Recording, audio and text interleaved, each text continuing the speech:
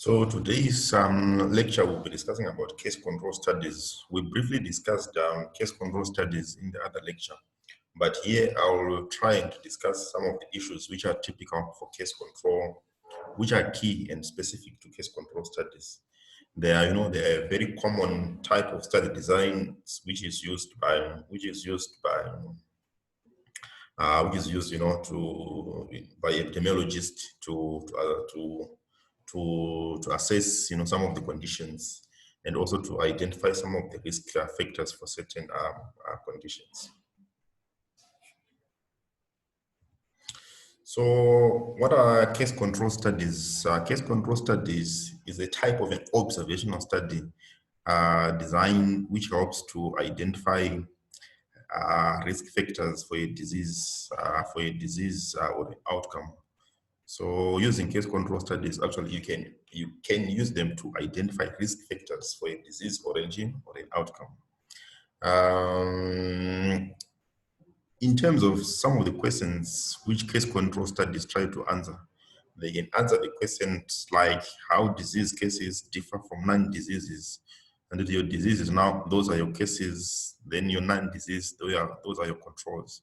So with respect to prior exposure history.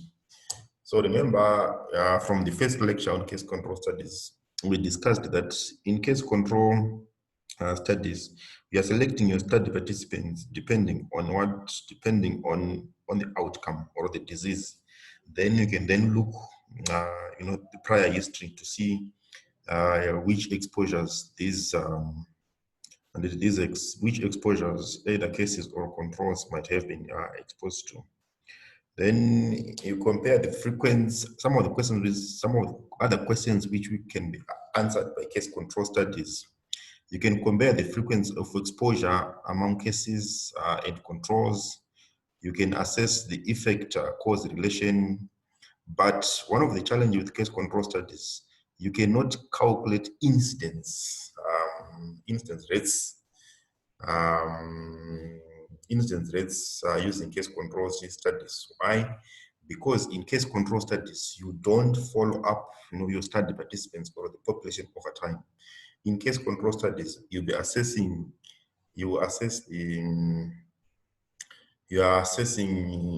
there's no the follow-up time. So because of that, you cannot assess incidents. I think we've discussed this as a limitation of case control studies. So this is a diagram which is illustrating the case control study design, how it appears. So this is what we start from here. We have our population. So with a population with outcome, these are our cases. Then population without control and without outcome, these are our controls. We then select our cases based on what we then select our cases based on the outcome. So our cases, they have achieved outcome. Our controls, they don't have the outcome. We then look at the present or the past to check if they have got exposure, if they have got exposure or no exposure, or no exposure. So this diagram just summarizes, the case control, study design. What are examples of case control studies? Case control studies, they are often used, as we explained, they are often used for rare diseases. That's where they are used. But they're also very useful actually in outbreak investigations. Most of the outbreak investigations, they are done using case control studies. For example, what are some of the outbreak investigation cases which can be answered using case control study? Let's say people they were at a church picnic. So using a case control study, you can actually try to assess what dish caused people at the church picnic to get sick. Maybe they are being served salad, beef, whatever food. Then later there's an outbreak investigation, a case control where those who had maybe it was diarrhea and those who didn't, it can be used to really to assess the risk factors, to pick which of the food might have triggered the illness. Then it can also be, another example is young women who are dying of toxic shock syndrome. Toxic shock syndrome, it used to occur when women used to use the pads, the pads. So because of the pads, some of them will develop they will then develop, some infection, because of those pets. You can also use case control to assess birth defects, for example, drug exposures and heart conditions. There are some of the conditions where you can have tetralogy, which is damage. You can have, defects of the heart. So you can also use case control to start that. You can also use case control to study and recognize or renew disease. And one of the case control studies which are done early in terms of new disease or unrecognized disease, it was the diethyl.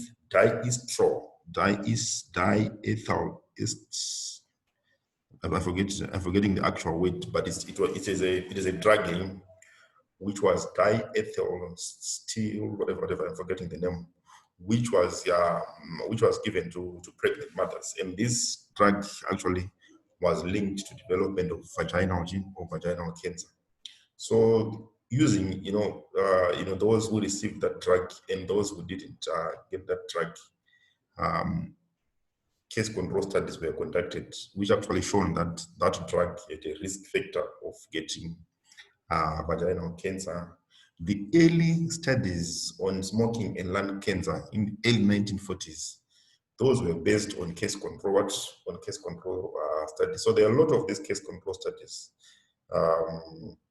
which have been done. I will try and share some case control studies which we've done within the department. Mainly within the department, most of our case control studies were based on outbreak investigations.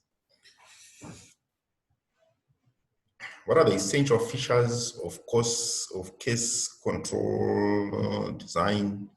So remember, as we said, in terms of direction, for case control studies, what do you do in terms of direction? We select our study participants based on the outcome. Then we can then look for exposure, either at present or retrospectively.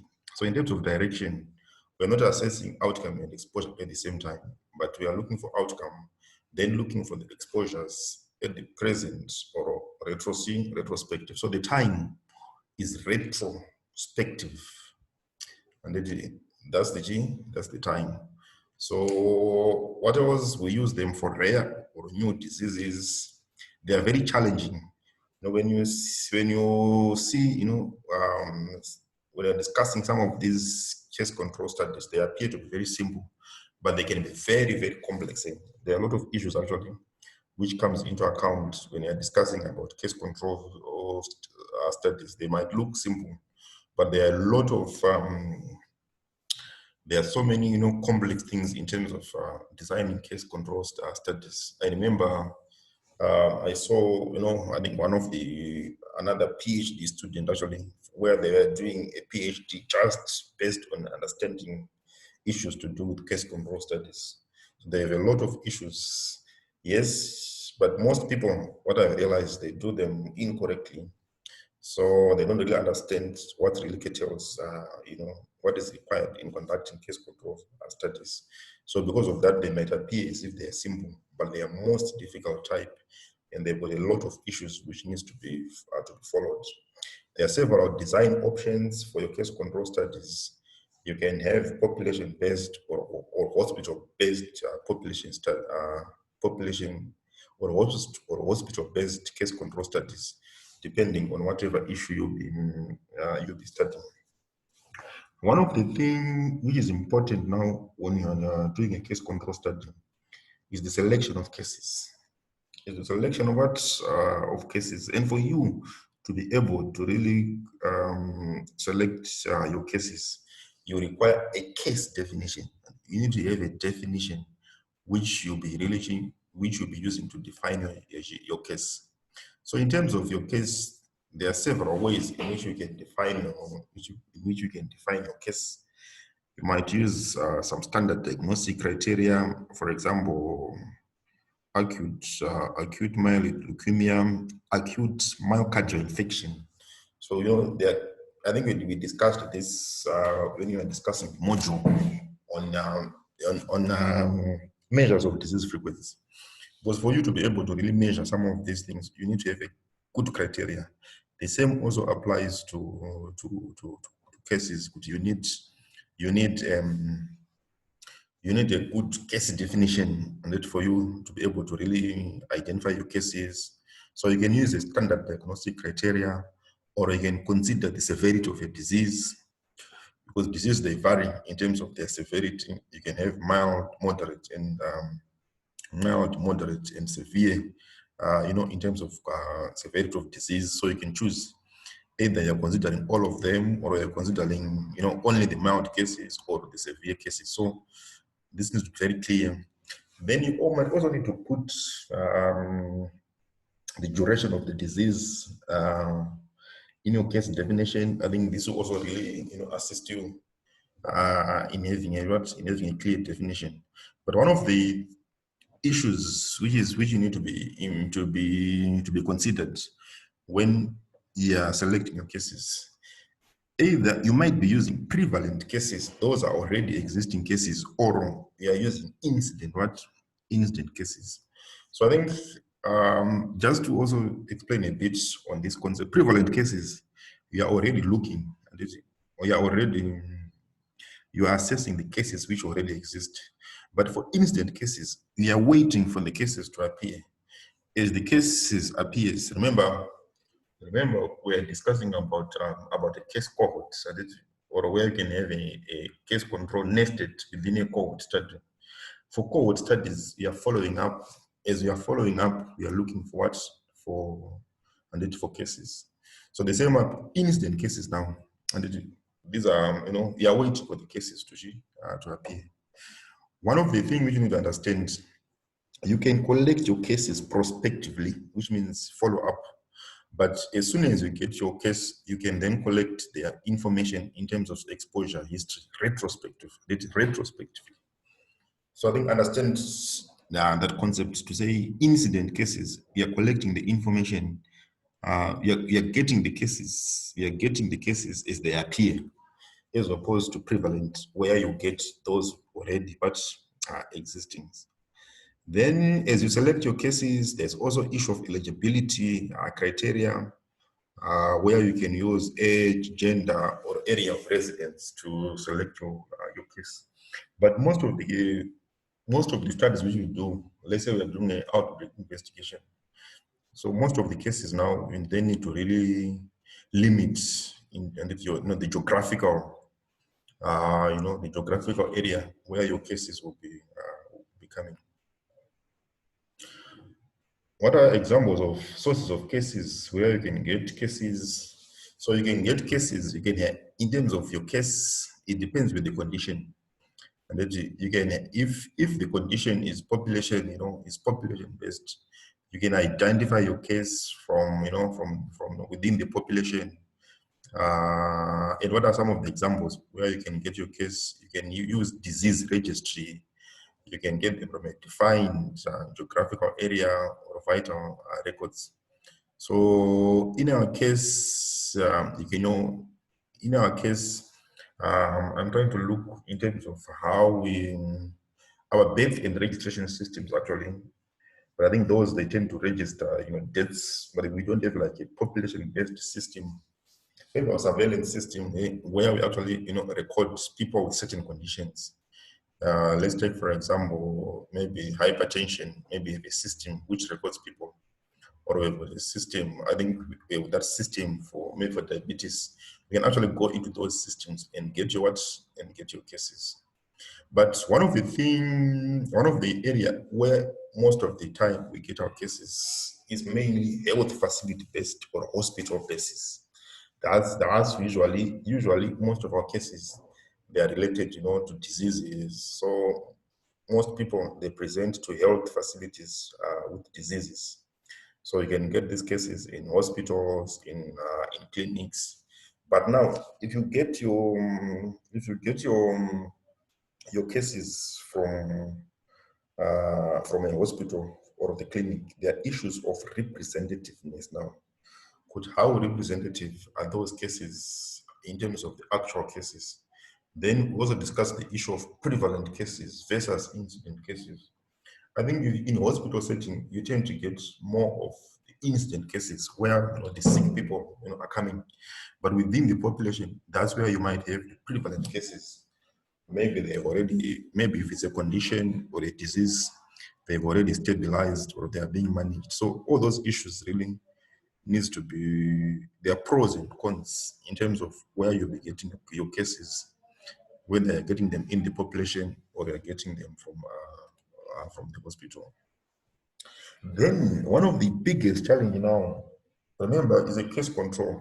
So selection of your cases, it has issues, but one of the most difficult aspect of case control studies is to select the controls. To select what the controls. So what are controls? Controls, they reveal the normal or expected level of exposure in the population that gave rise to the cases. So one of the issues which is very important for you to, in terms of selection of control, is the issue of comparability to cases. So the concept of the study basis. Your cases and controls, they should be comparable. The only difference which should be between your cases and control should be the only difference should be should be the disease. But in terms of all the other issues, they should be the same. What are some of the requirements for control selection? But one, when you're selecting your controls, they are selected independent of the exposure. That's number one. They should be part of the source population. The population where you are getting your cases should be the same population where you're going to get your control, and that's the same. The same population where you get your controls. They should also have the same exclusion and restriction criteria as cases. What you're including, the criteria of exclusion and restriction should be the same. But what is the difference is the cases, they have the disease, but the controls, they don't have the gene, they don't have the disease. So if you've got a restriction in terms of age, in terms of sex, in terms of whatever parameter you're using, that restriction, either eligibility or exclusion criteria should be should be the same, both for cases and for control. Then controls should be from the same underlying population or study base that give rise to cases. I think we discussed this. They need to determine if the controls had developed the disease. That is very important now. Sometimes you might need to have a system to assess if the control had developed the disease. And you need to determine if the control had developed disease, would he or she be included as a case? Will he or she be included as a case in the study? And that's the question now. As I said, the only difference between the case and the control is the disease. But the rest of the things should be the same. If the control develop a disease, and if let's say we are monitoring, we are following up this control, and if the control later developed a disease, we then need to be asking ourselves a question: Can we then now include that control as a case? And so if no, then you don't have to include. I think you get the question, and how in terms of this, everything should be the same. A control should be a potential candidate of a case in case they develop the disease. So I think this is very important to understand, to say the only difference between a case and a control is only that the case has a disease, but the control does not have, but the rest should be the same. What are the sources of controls? You can also use population-based controls, where you can get from, from voting list, from telephone survey, maybe driver's license, whatever, medical aid societies, from the tax list. It depends with the condition which will be studying. But in most cases, you can have low participation rate, which then leads to what we call response bias. We're going to discuss bias in detail. You can also have what we call hospital-based controls. Remember, when we are discussing our cases, we said you can get your cases from where? From the hospital or from the population. The same with controls. So usually hospital-based case control studies are used when population-based studies are not feasible. But remember, in terms of hospital-based, they are more susceptible to bias, because the people we see coming to hospitals, most of them they have some issues, and they are likely to be to be sick is compared to, they're likely to be sick if you're comparing to population-based controls. What are the advantages of hospital-based controls? They are similar to cases. In case you use hospital cases, in case you use hospital cases, they are more likely to participate because they are sick. They are efficient. It's easy to interview them in a hospital setting. But one of the disadvantages is they might have the disease now. They might have what? They might have the disease. Because remember, as I said, if someone is coming to a clinic, maybe they're coming for some other condition, maybe they're coming to a hypertension clinic, but you are interested in screening for diabetes. The risk factors for developing diabetes and hypertension, they are more or less the same. So in most of the cases, your controls, if you select them from a hospital setting, they might have what? The disease now, which then complicates the whole issues. Then there's issue of representative. Are they actually representing the population? I think, as I explained, people who are coming to hospitals, they've got issues saying you cannot actually really say, really assume, that population represent the normal population. What of other sources which can be used as controls? You can use relatives, you can use neighbors, you can use friends of cases. What are the advantages? If you are using relatives, I think is the more same as family, where you get like the family. For the family, remember, you want the cases to be more or less the same as what is controls.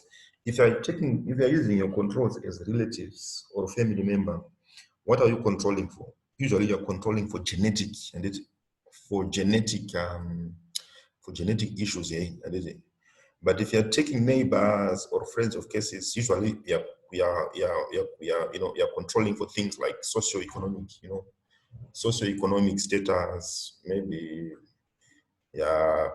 sanitation issues, because they tend to be similar within the neighborhood. And people within the same neighborhood, they tend to have the same socioeconomic status, same maybe education, access to education or access to other economic issues. So please get that difference to say, when you are using relatives or family, you are mainly trying to control confounding due to genetic issues, But when you then try to go to use neighbors and friends, you're collecting some socioeconomic issues. What are some of the advantages of relatives, neighbors, and friends? They are more willing to cooperate. Then in terms of disadvantages, it's more time consuming. Cases may not be willing to give information because because they are they are together. They may have similar risk factors which you might be looking. So if you know Remember, the whole purpose of, we said controls and cases, they should more or less the same, except the disease. So if they've got similar risk factors, you cannot then really assess some of those factors now because they are more or less the same. They are appearing both in cases and in controls. So it might not really then make a lot of sense to analyze some of those risk factors.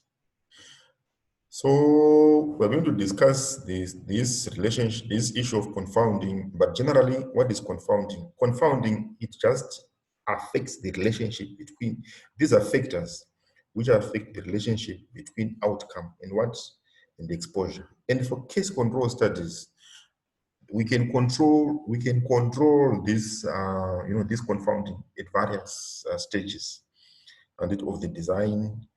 We can, at the design phase, we can use restriction and matching. Randomization doesn't work, and I think this one you need to do it. It doesn't really apply in case control studies, because in case control studies there is no randomization. But for case control studies, but for RCTs, randomization actually is used to control for confounding. But for case control studies, it doesn't work. We have restriction and matching, and we're going to discuss matching.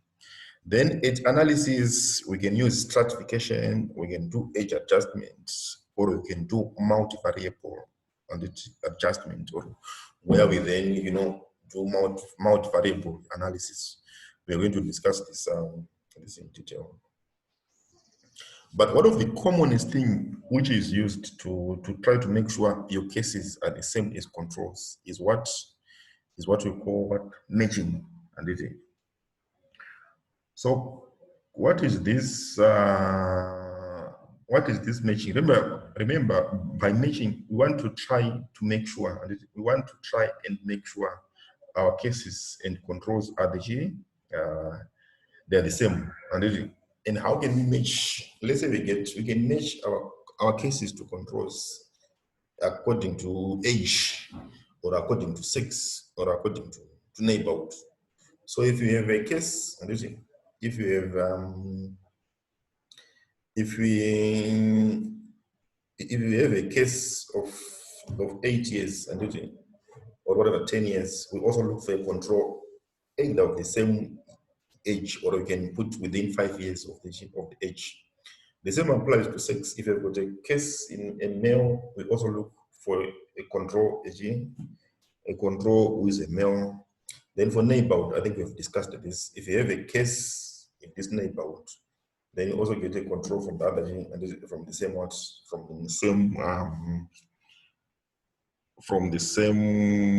same neighborhood. But remember, this is a bit really a complex process. It might sound simple here, where you're matching your case and your control in terms of this variable. As long as you then matched your cases and controls according to age and according to sex or neighborhood, it means you will not be using those variables as a risk factor, because it will be similar between cases and and controls. So one of the things you need to understand, which is very important now, when you match your cases and controls, when you are doing your data analysis, you need to account for that matching. And if you have got matched your cases and controls, you need to do you need to take into consideration that matching which you have done. And it's a bit complex, and how do you do this? Which odds ratio for case control? Our measure of association, our measure of risk is odds ratio. So which odds ratio do you use when you measure? You use the McNamara odds ratio. In terms of the logistic regression which we do, we have two types of logistic regression. We have conditional logistic regression and unconditional logistic regression. So if you match, you then need to do conditional logistic then need to do conditional logistic regression. Then one of the issue which can be used actually to increase the power of case control studies. Let's say with fewer cases, you can increase your sample size by increasing the number of controls. And you can have one case per 2 control, one case, for 3 controls, or even 4. But if you've got more than four controls actually, in most cases, the impact will be very minimal. So 3 to 4 controls is usually the maximum. But usually we tend to put more controls if you've got few cases. Why are you doing that? You're doing that just to increase your sample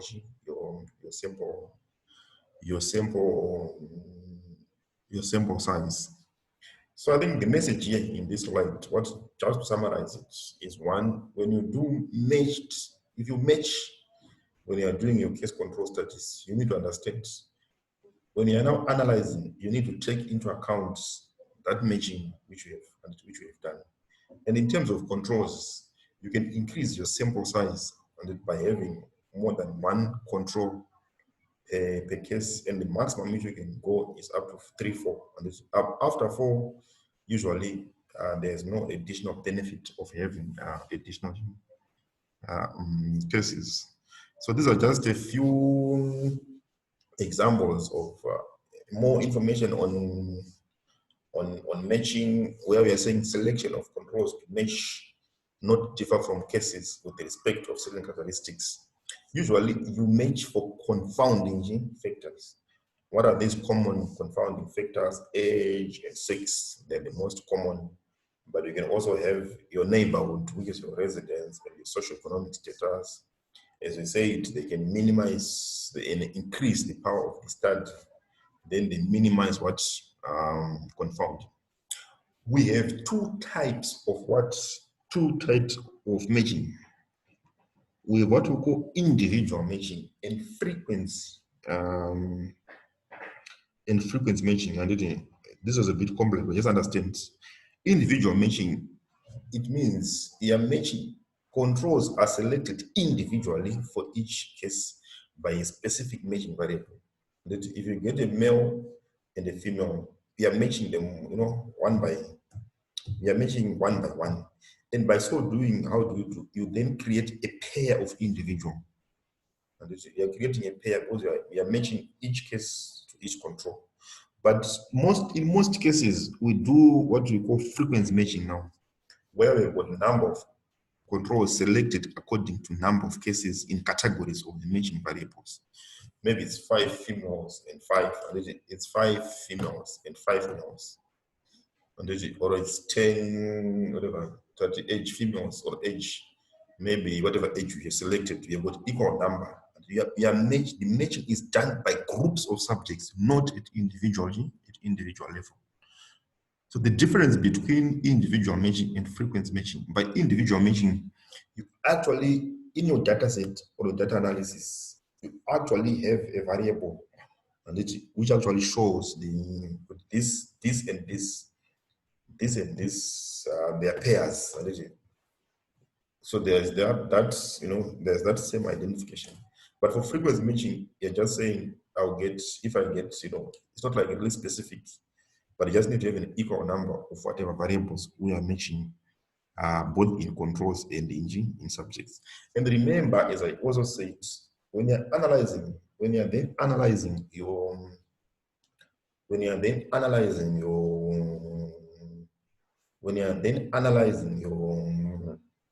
your data, it is very important to know whether if it was individual matching or it was frequency matching. If it's individual matching, you then need to do conditional logistic regression. But if you do frequency matching, you can just do your unconditional logistic, the usual logistic regression. So yeah, it's a bit complex. But for individual matching, the conditional logistic regression, to those who know the command for logistic regression, it's logit. So for normal logist unconditional, you use your logit, but for individual, matching, you clog it, and it is conditional logistic regression. But there's also a danger in some cases now where you can overmatch. You are trying to match, you are trying to match, but if you overdo it, actually, you can then end up what we call having overmatching, which means now, the cases are more or less similar to the gene. Matching can result in controls being so similar to cases, so that all the exposures are the same. So which means in the long run, you might end up not seeing any associations. Why? Because we have over G matched. This is an example of another study which was done way back in Los Angeles. GRID is the gay-related immunosuppression disease. This is the earlier name for HIV. This is the early name we used to be given to HIV, because HIV used to be common in gays. So they had 8 cases. So they did a 4:1 matching, where they wanted to assess signs of gay, as I said, gay-related immunodeficiency. Now we call it HIV immunodeficiency, but long back there was this stigma or this label. So they wanted to see the signs and symptoms. So they did a 4:1 matching ratio, which means the 32 controls from the 8 cases. But later there was no difference which was found in sexual or other lifestyle habits. Why? Because they had all matched. So I think it's also really need to be. I think there's a thin line in terms of overmatching or doing the correct matching. One of the challenges which we have with case control studies is recall bias, and it is recall bias, which is a form of measurement bias. Remember, for cases, we select our study participants. For case control studies, we select our study participants based on what? On outcome. Based on what? On outcome. So after we select our study participants based on the outcome or the disease, we then ask, and we then look back retrospectively to look for the exposures and whether they've been exposed to whatever we've been looking for. So we can have what we call recall bias, where the presence of disease may affect to recall or report the exposure. Usually, patients and people who suffered the disease and people who develop the disease, people with the disease, they tend to recall, they tend to remember the exposures more than those who didn't suffer the disease. So because of that, we have a difference between your controls and your controls and your cases. So if you would, if you experience the disease, you were really sick, you were admitted, so you tend to more to likely to recall the exposure as opposed to controls. How do you lessen this? How do you lessen the impact of recall bias? You can blind study participants on the hypothesis now. If they don't know, could they were selected based on what exactly you want to assess, then the study participants actually might not actually, because remember, by blinding, we want to remove the influence. They want to remove the influence so that they're not like guided, or they're not like really triggered to think some of the things because your study hypothesis or question is very clear. You can also blind your study personnel for the same reasons. Then you can use explicit definitions for your exposure, which is very clear in terms of your exposure. Or you can use controls with an unrelated but similar disease. For example, you want to start the heart tetralogy, which is a heart condition for your cases. Then you can also use another congenital or something which is inherited, which is called hypospadias as control. So because of that, you are using all of them. They are congenital diseases, but they are not related.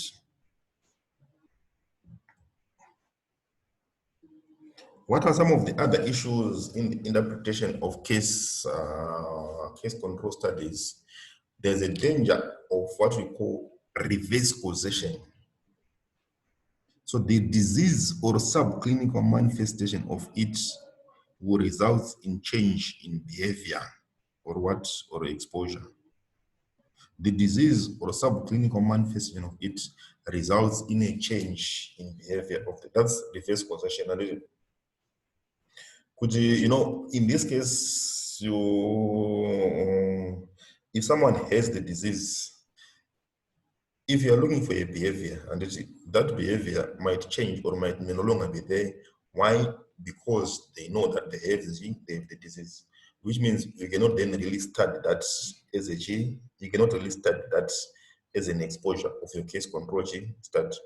Those are examples where obese children, they are found to be less physically active than non-obese children, or patients with multiple sclerosis found to use more multivitamins and substance and supplements. What are the advantages of case control studies? I think just a recap again, they are less time consuming and less expensive than follow-up studies. Why? Because this can be done and they can only be done from a fraction of the source population. They are so ideal for outbreak investigation. They give us very fast results. They are very good when you are studying etiology of rare conditions or rare diseases.